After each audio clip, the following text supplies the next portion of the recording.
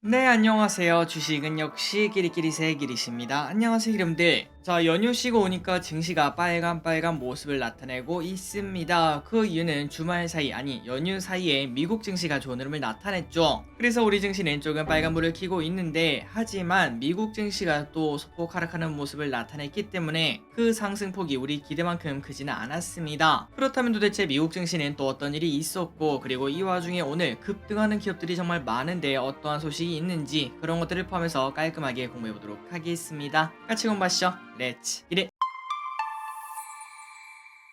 항상 이렇게 같이 공부하러 오셔서 진심으로 감사합니다. 이렇게 공부하시는 분들 당연히 무조건 성공하실 거라고 생각해요. 첫 번째 소식입니다. 어제 미국 증시는 혼조세, 연이틀 급등해서 조금 피곤했을까요? 미국 증시는 혼조세로 마감을 했습니다. 그 와중에 실적에 따라 큰 움직임이 나타났다고 한데요. 3M은 실망스러운 가이던스를 제시를 했고 결국 마이너스 6% 급락으로 마무리가 되었습니다. 또한 구글은 반독점 소송에 걸리면서 마이너스 2% 하락했으며 소송한 쪽이 누군가 봤더니 바로 법무부와 8개 주라고 합니다. 소송한 이유는 온라인 광고 시장에 영향을 미치는 기술을 독점해서 이를 남용했다, 이러한 주장을 했다고 하는데 과연 어떤 식으로 흘러갈지 우리가 관심 있게 봐야겠죠. 그리고 그 와중에 마이크로소프트는 시간에서 4% 넘는 급등세를 나타냈습니다. 그러니까 오늘 저녁 미국 증시에서 마이크로소프트가 급등한다는 소리겠죠. 그렇다면 왜 그런가? 매출이 공개가 되었는데 뭐 그렇게 뜨겁진 않았습니다. 시장 예상치보다 오히려 낮은 모습을 나타냈는데, 하지만 지난주에 이미 마이크로소프트는 1만 명을 해고한다, 이런 소식이 나왔고, 그리고 이제 오픈 AI 투자를 발표를 하면서 안 좋은 거는 이미 지나갔고, 그리고 이제 앞으로는 좋아질 일밖에 없다, 이러한 기대감이 나왔다고 볼 수 있겠죠. 그래서 시간에서 급등하는 걸 확인할 수 있습니다. 그런데 이 와중에 어제 미국 증시에서 특별한 일이 좀 생겼습니다. 어제 뉴욕 증시가 개장 직후 수십 개에 이르는 대형주의 주가가 급락하는 흐름을 나타낸대요. 그래서 미국 증시를 하면서 실시간으로 보신 분들은 아마도 깜짝 놀라셨을 것 같습니다. 월스트리트저널에 따르면 80개 이상 종목에 시총 6조 달러에 달하는 주식이 영향을 받았다고 합니다. 그러니까 예를 들어 우리나라 뭐 삼성전자 같은 기업이 마이너스 10% 20% 이렇게 빠지고 출발을 했다는 거겠죠. 모든 사람들이 깜짝 놀랐을 것 같습니다. 실제로 어떤 기업이 영향을 받았나? 모건 스탠리, 버라이즌,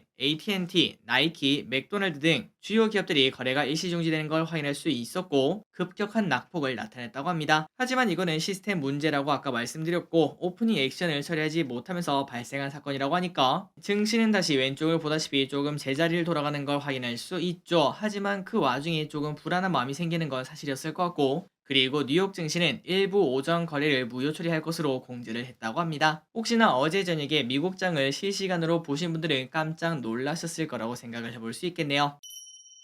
다음입니다. 오늘은 완전 AI 데이입니다. AI가 완전 좋은 날이죠. 지난 23일에 마이크로소프트 CEO가 오픈 AI와 파트너 관계를 맺었다고 공개를 했습니다. 이미 과거에 맺은 바 있었지만 또 12조 원 수준의 투자를 한다고 했기에 그만큼 기대감이 나온다고 볼 수 있겠죠. 또한 앞서 마소는 챗 GPT 같은 AI 기능을 자기들 모든 제품에 넣을 계획이다, 이렇게 밝혔으며, 그래서인지 오늘 AI 관련주가 급등, 특히 코난 테크놀로지라는 기업이 오늘 상한가에 도착해서 쭉쭉쭉 올라가는 걸 체크할 수 있습니다. 앞으로 과연 어떤 흐름이 나올지 우리가 꼭 관심 있게 봐야 될 것 같습니다. 그리고 AI에 대해서, 그러니까 챗 GPT에 대해서 조금 더 보자면은 구글이 바로 챗 GPT 때문에 비상이라고 합니다. 말 그대로 지금 구글이 코드 레드를 발령을 했다고 하는데요. 그래서 결국 일선에서 물러난 창업자들까지 돌아와 챗 GPT에 관련된 대응을 현재 시작하고 있다고 합니다. 마치 우리가 소설 같은 거, 무협지 같은 걸 보면은 무슨 비상시기가 오면은 쉬고 있던 원로들이 찾아와가지고 거기서 좀 도와주지 않겠습니까? 그런 느낌이라고 볼 수 있겠네요. 그래서 결국 9월도 AI 챗봇 기능이 있는 검색 엔진을 포함해 20여 개의 신제품을 공개할 계획이다, 이런 이야기가 나왔습니다. 그러니까 구글도 가만히 있지 않고 AI 챗봇 여기 시장에 뛰어든다라고도 볼 수 있겠죠. 하지만 여기서 우리가 질문을 해볼 수 있습니다. 그런데 길이 구글이랑 챗 GPT랑 뭔 상관이야? 왜 구글이 비상이야? 이러한 질문을 충분히 해볼 수 있는데, 우리가 지금 뭔가를 모릅니다. 뭐 예를 들어 어떤 단어의 의미가 뭔지 모릅니다. 그렇다면 네이버 혹은 구글에 들어가서 검색을 하겠죠. 그리고 네이버와 구글은 거기서 광고를 여기저기 달면서 그 광고 수익으로 먹고 먹고 살고 있는데, 하지만 챗 GPT가 완벽해진다면은 우리는 더 이상 이러한 초록창 그리고 구글 여기에 들어가서 땡땡땡을 검색할 필요가 전혀 없어집니다. 그냥 물어보면은 알아서 찾아서 답변을 해주기 때문이죠. 그 말인즉슨 세상이 완전 바뀌는 시기다라고 볼 수 있고, 우리가 제일 처음에 한 15년 전, 20년 전인 것 같습니다. 그때 뭐 야후, 라이코스 이런 게 나왔을 때처럼 새로운 시대가 열리는 그러한 시기 중 하나가 아닌가라는 평가도 나온다고 합니다. 그리고 보통 그러한 시대가 바뀔 때는 항상 이때까지 자리를 잡고 있었던 그러한 기업은 퇴물이 되기 시작하고 새로운 기업, 신흥 기업이 떠오르기 시작하죠. 구글도 그러한 흐름을 충분히 알고 있기에 도태되지 않으려고 지금 이제 빠르게 대응한다는 걸 확인할 수 있습니다. 어쨌든 우리가 이제 이걸 보면은 어떤 걸 생각을 해볼 수 있을까요? 두 가지를 생각을 해볼 수 있는데요. 일단 첫 번째, AI에 대한 관심이 절대 그냥 단순 테마주가 아니구나라는 걸 생각을 해볼 수 있고요. 세상을 바꾸는 그러한 기술이라고 충분히 말할 수 있습니다. 그러니까 기대감이 충분히 있다라고 말할 수 있고, 그리고 두 번째는 결국 이러한 AI를 또 하려면은 뭐가 필요하죠? 맞습니다. 반도체가 필요하죠. 안 그래도 올해 반도체가 저점이다, 이제 주가가 반등할 거다 이런 얘기가 나오고 있는데, 이 와중에 그 트리거가 AI에 대한 엄청난 대규모 투자, 이 소식이 될 수 있다고 우리가 충분히 생각을 해볼 수 있습니다. 그래서 그런지 이런 AI에 관련된 게 지금 현재 GPU로 많이 하고 있다고 하는데, GPU에 강한 기업이 누구죠? 맞습니다. 엔비디아죠. 그래서 요즘 엔비디아 주가가 반도체주에서 가장 크게 급등하는 것도 확인할 수 있습니다. 이런 것들을 기르분들이 한번 고민을 해보시면서 과연 AI가 어디까지 커질까, 그리고 AI에 대해서 아직까지 믿음이 좀 없다, 그렇다면은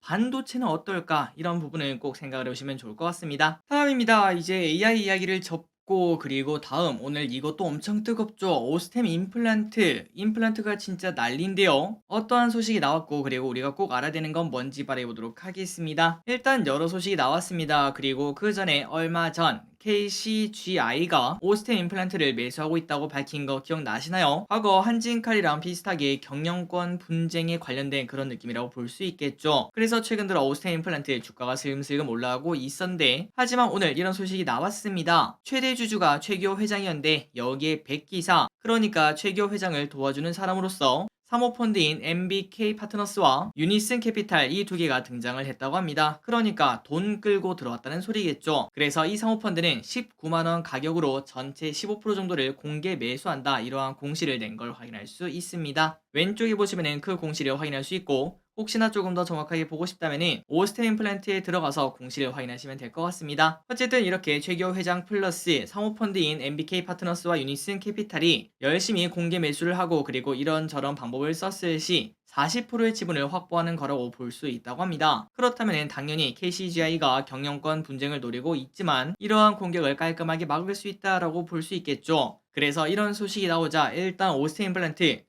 잠깐만, 그러면은 지금 사서 팔아도 19만원에 팔 수 있다는 소리네 라는 이야기가 나오며 19만원 근처까지 갑자기 급등하는 걸 확인할 수 있습니다. 자, 그렇다면 이제 공개 매수를 한다는 거잖아요. 이 부분에 대해서 조금만 설명드리자면은, 공개 매수를 하시려면은, 아니 그러니까 우리 입장에서는 이제 파는 거겠죠. 공개 매수에 대해 주식을 팔려면은 다른 증권사에서는 안 됩니다. 여기 보시면은 상무 취급자가 NH투자증권이기 때문에 여기에서 거래 계좌를 만든 다음 이것으로 우리의 주식을 옮겨야 됩니다. 아니면은 뭐 거기서 사든지 해야겠죠. 그리고 난 다음에 NH투자증권에게 공개 매수 청약서를 작성을 해서 제출을 하면은 우리 주식을 19만원에 팔 수 있다는 소리가 됩니다. 다만 제가 알기로는 어플로는 할 수 없고 직접 영업점을 방문을 해야 된다고 하니까 이 부분 참고하시면 좋을 것 같고, 그리고 청약 공개 매수 기간은 2월 24일, 지금부터 거의 한 달 남았습니다. 그렇기 때문에 급하게 할 필요는 없을 것 같으며, 그때까지 주가가 어떤 흐름이 나타난지, 만약에 KCGI가 여기서 포기하지 않고 조금 더 매수를 한다, 더 크게 싸워보겠다 이런 얘기가 나온다면은 주가 상승폭이 훨씬 더 커질 수 있겠죠. 그런 부분을 확인을 하고 진행을 하시면 될 것 같습니다. 어쨌든 오늘 오스템 임플란트 이러한 소식이 나오면서 주가가 급등하는 걸 체크할 수 있으며, 그렇다면 오스템 임플란트 지금 현재 가치는 어떤지 리포트를 보면서 쓱 보도록 하겠습니다. 자, 마침 오늘 대신증권의 리포트가 나왔습니다. 이제는 저평가 굴레를 벗어날 시점이라면서 목표가 24만원을 제시를 했는데요. 그러니까 지금 급등한 가격도 싸다는 걸 확인할 수 있습니다. 저 개인적으로는 임플란트를 매우 좋게 보고 있습니다. 아마도 노랭이를 보신 분들은 매번 아실 거라고 생각해요. 임플란트가 오를 때마다 지속적으로 말씀을 드렸죠. 저 길이 시생각했을 때는 진짜 말도 안 되는 저평가 수준이라고 생각을 했고, 이번 급등으로 어느 정도 해소가 되었지만, 하지만 또 시간 문제일 뿐 이 회사는 지속적으로, 그리고 오스템뿐만 아니라 다른 임플란트 기업들도 지속적으로 크게 성장을 하고 있기 때문에 주가도 지속적으로 이쁠 확률이 꽤나 높을 것 같습니다. 그래서 기름들 임플란트 관련주 이번 기회에 이 친구가 급등해서 부담스럽다면 다른 기업들 한번 공부해 오시면 좋을 것 같고, 그리고 대신증권은 글로벌 임플란트 시장 점유율 4위, 중국 미 국내 시장 점유율 1위를 기반으로 성장을 지속할 것이다, 이렇게 코멘트를 남겼다고 합니다. 어쨌든 이렇게 오스템 임플란트 18만 7,300원에 거래가 되고 있고, 공개 매수가는 19만원, 목표 주가는 24만원이라고 하는데 과연 어떤 흐름이 나타날지, 그리고 KCGI가 어떤 식의 움직임을 나타낼지 우리가 앞으로 한 달 동안 꼭 관심 있게 봐야 될 것 같습니다. 다음입니다. 2분기부터 넷플릭스 공유 금지. 아마도 다들 넷플릭스를 혼자 쓰지 않고 여러 명이서 나눠서 쓰고 있을 것이라고 생각하는데요.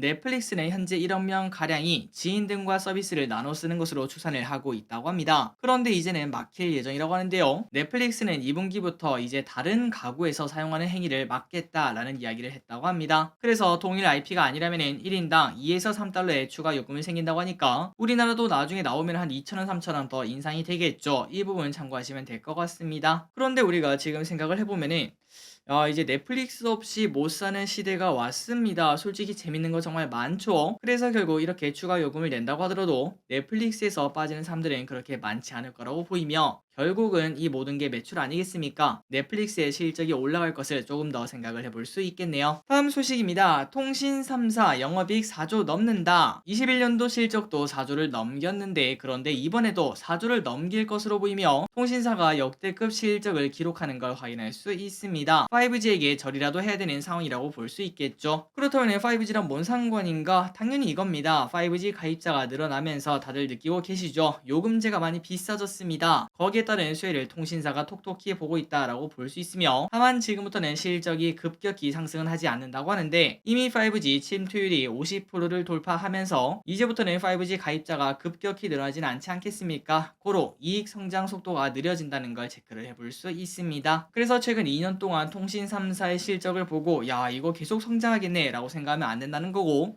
그리고 이 와중에 정부에서 5G 중간 요금제를 압박하는 걸 봤을 때 이 부분은 실적 부담이 충분히 생길 수 있다고 합니다. 하나의 악재라고도 볼 수 있겠죠. 그래서 여러분들이 혹시나 통신사를 공부하신다면 이러한 내용도 포함해서 파악을 하시면 좋을 것 같습니다. 다음입니다. 빙그레 아이스크림 가격 인상. 빙그레는 메로나, 비비빅, 슈퍼콘 등 아이스크림 제품 가격을 인상한다고 밝혔는데요. 얼마를 인상하나? 20% 정도 인상해서 1,000원짜리 아이스크림이라면 1,200원에 판매를 한다고 합니다. 야, 이렇게 올리는 건 뭐 어쩔 수 없겠죠. 인플레 시대에 어쩔 수 없는 것 같습니다. 과거에도 이 정도로 인플레가 심한 적이 있었는지 좀 궁금할 정도인데, 아마도 기름분들 이게 인플레구나, 인플레가 무서운 거구나 라는 걸 최근 진짜 많이 느끼고 계실 것 같아요. 다음입니다. 중국산 김치 수입이 사상 최대. 얼마 전에 그 알몸 김치 파동 기억나시나요?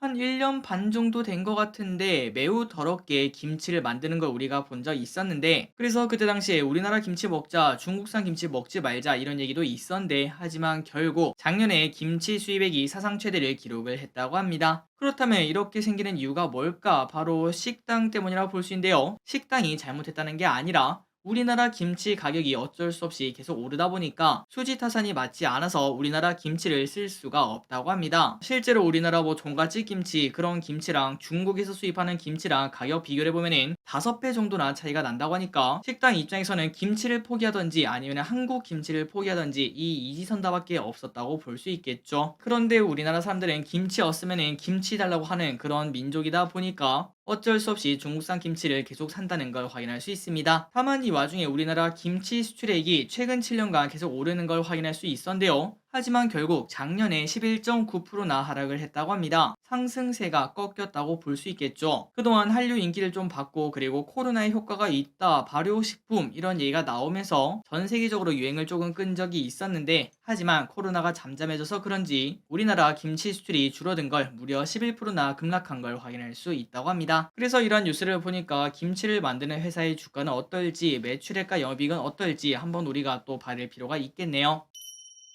다음 소식입니다. 중국 해킹 그룹이 실제로 해킹. 우리나라 기관을 공격하겠다고 예고했던 중국 해킹 그룹이 실제로 우리말 학회, 한국고고학회를 비롯한 12개 학술 기관의 홈페이지를 해킹을 했다고 합니다. 중국 해커 조직이 한국을 상대로 해킹 공격에 나선 것은 이번이 처음이 아니라고 한데요. 한 6, 7년 전이네요. 2017년 박근혜 정부 시절 사드 배치를 결정하자 중국 해커들이 공격에 나서서 그때 외교부 홈페이지가 접속 장애를 겪은 적이 있었다고 합니다. 그래서 이런 걸 봤을 때 갈수록 보안의 중요성도 클 것이라고 볼 수 있고, 사실 전쟁도 마찬가지 아니겠습니까? 이제는 무조건 해커 부대의 힘이 달려 있다. 미사일 같은 경우도 결국 이러한 전산 시스템이 분명 존재할 것 같은데, 그런 부분이 혹시나 해킹이 된다면은 야, 이거는 좀 난리가 난다고 볼 수 있겠죠. 앞으로 보안의 중요성 가면 갈수록 커질 거라고 볼 수 있습니다. 다음입니다. 네오위즈를 보도록 하겠습니다. 피해 거짓 잊지 않으셨죠? 엄청난 기대감을 가지고 있던 그 게임을 포함한 신작 4종이 오고 있다며 유진투자증권이 네오위즈 목표가 5.2만원을 제시를 했다고 합니다. 그래서 그런지 오늘 주가가 급등하는 걸 체크할 수 있네요. 일단 피해 거짓 같은 경우는 3분기에 출시할 예정이고, 우리가 보통 게임주를 공부했다시피 언제 주가가 오르죠? 맞습니다. 출시 전에 미리 오르기 시작하죠. 그리고 중간중간 이벤트가 있을 것 같은데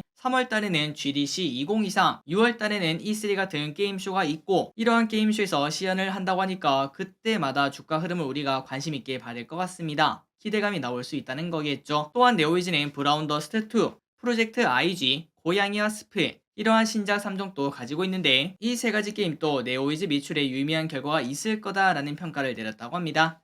혹시나 게임즈에 관심이 있다면 네오위즈 앞으로의 흐름은 어떨지, 피해 거짓이라는 게임은 진짜 재밌을지 한번 고민을 해보시기 바랍니다. 다음입니다. LG엔솔 보호예수. 이번 주 27일날 당장 이틀 뒤입니다. LG엔솔의 보호예수가 풀린다는 거 알고 계시죠? 다만 바로 시장에 영향은 크지 않을 수 있다라는 평가가 나오는데, 그 이유가 뭔가 봤더니 우리 사주가 풀리는 게 27일날 땡 하고 풀리는 게 아니라 다른 보이수랑 달리 한국증권금융이 먼저 인출을 해줘야 된다고 합니다. 그런데 그게 당일날 되는 경우도 있지만 보통은 하루 이틀 걸린다고 하니까 그걸 감안하면 아마도 1월 30일날 본격적으로 풀리지 않겠나라는 이야기가 나온다고 합니다. 다만 그래봐야 어차피 하루 이틀 차이라고 볼 수 있겠죠. 그래서 이것 때문에 뭐 큰 움직임이 더 나타나거나 큰 변동이 나타나거나 그러진 않을 것으로 보이며, 일단 2월 초까지는 LG엔솔이 어떻게 움직일지 우리가 관심 있게 봐야 될 것 같습니다. 일단 지금은 안정된 모습 나타내고 있네요. 다음입니다. 치매 치료제 승인이 거부. 우리가 혹시 지난주에 봤던 거 기억나시나요? 이번 주 월요일인가 그때 FDA 승인을 받은 세 번째 치매 치료제를 노리던 일라이 릴리의 도나네마비 FDA 승인을 앞두고 있다, 이런 이야기를 했었습니다. 그런데 결국 좌절이 되었다고 하는데요. 다만 이렇게 좌절한 이유는 데이터가 부족한 거지 약효 문제가 아니라서 아직까지 기대감은 살아있다고 합니다. 이게 뭔 소린가 한번 봤더니 말 그대로 데이터가 부족했다고 하는데 어떤 데이터인가, 바로 12개월 이상 투약을 이어나간 환자가 크게 많지 않았다. 그러니까 데이터가 부족하다, 이런 평가를 내렸다고 하는데, 하지만 회사 측은 오히려 도나네밥의 효과가 좋아서 장기간의 데이터를 확보하지 못했다고 합니다. 이게 무슨 소리일까요? 맞습니다. 사전에 설정된 수준에 도달하면은